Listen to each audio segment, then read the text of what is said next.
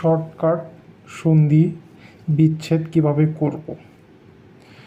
আমরা সন্ধি বিচ্ছেদ আমরা একটা শব্দকে মাঝখান থেকে ভেঙে ফেলি, মাঝখান থেকে দুইটা মৌলিক শব্দ তৈরি করি।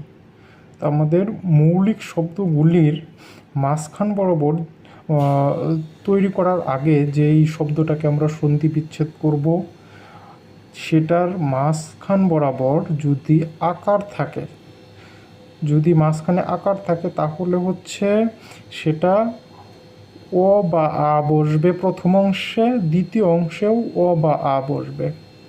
যদি একার থাকে প্রথম অংশে অ বা আ বসবে, দ্বিতীয় অংশে ই বা দীর্ঘ ই বসবে। যদি ওকার থাকে তাহলে অ বা আ সাথে দ্বিতীয় অংশে